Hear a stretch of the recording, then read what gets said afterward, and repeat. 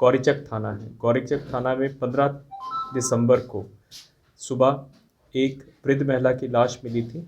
53 साल की महिला थी, सुनीता देवी, जो कि अजीमचक की रहने वाली थी। और ये जो लाश है, जो 4 लेन के बिल्कुल किनारे पे मिली थी, और ये बिल्कुल ब्लाइंड केस था। जब उसकी लाश मिली थी, फिर उसके सारे आगे की कार्रवाई की गई, तो अज्ञात लोगों के ऊपर प्राथमिकी दर्ज करवाई थी, और इसमें तब तक कोई भी सूत्र नहीं था। ये जो कांड है, इसके उद्भेदन के लिए फिर नगर पुलिस अधीक्षक पूर्वी, इनके नेतृत्व में अनुमंडल पुलिस पदाधिकारी सदर और थानाध्यक्ष गौरीचक, हमारा जो एफएसएल का टीम है और हमारा जो डॉग स्क्वाड है, उसकी मदद ली गई। इसमें जो हम लोगों का डॉग स्क्वाड है, उसने बहुत अच्छा काम किया।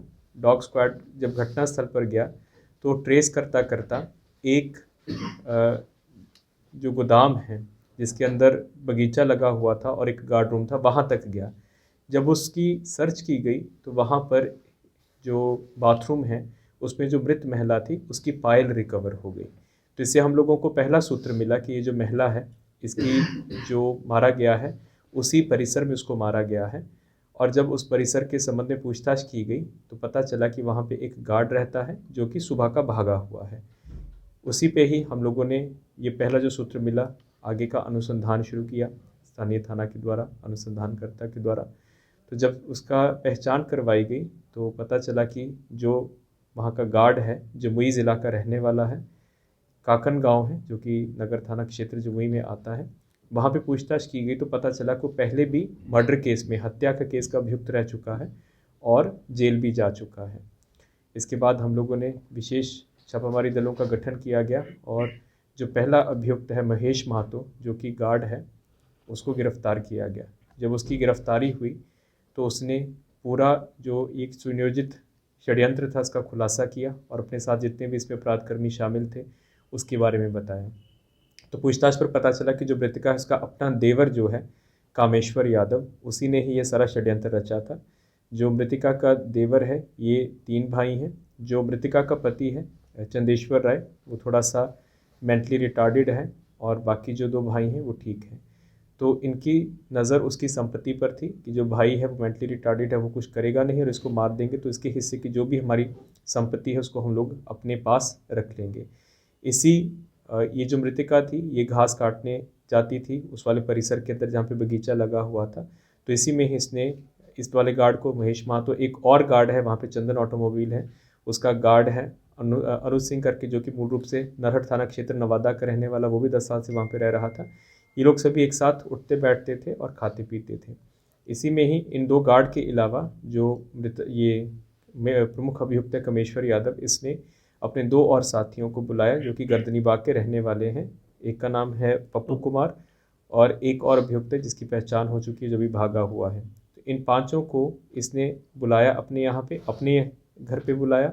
उसके बाद जो मृतिका थी, जो कि इसकी अपनी भौजाई लगती थी, उसको बोला कि आज जो महेश महतो वाला जो गोदाम है उसके अंदर जो बगीचा, उसका घास काटने जाना है। तो इसी बहाने उसको जब अंदर ले गया घास काटने के लिए तो पीछे से वार करके हथौड़ी से 3 बार हथौड़ी से वार किया, जिसके कारण उसको काफ़ी चोटें और वहीं पे मौके पर उसकी मौत हो गई। जो हथौड़ा यूज़ हुआ है उसको भी रिकवर कर लिया गया है इन लोगों की निशानदेही पर, और इस पर हम लोगों को खून के धब्बे और वो सब भी मिला है जिसकी विधि विज्ञान प्रयोगशाला से जाँच करवाई जा रही है।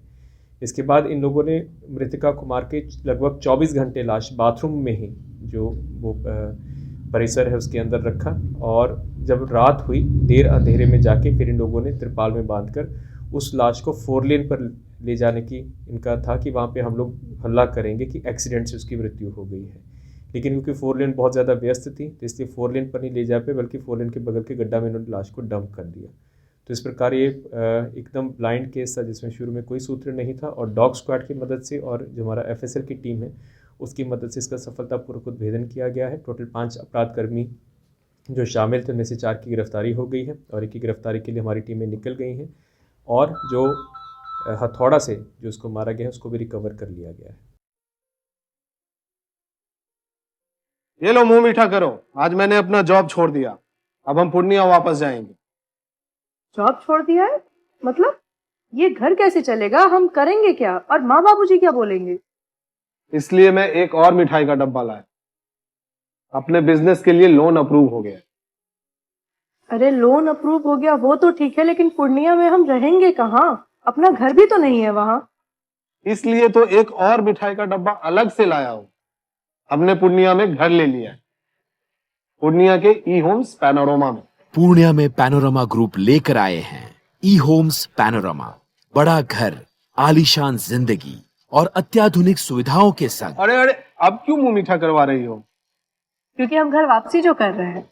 घर वापसी की खुशी पूर्णिया में ई होम्स पैनोरमा के संग। ई Homes Panorama, luxurious lifestyle redefined.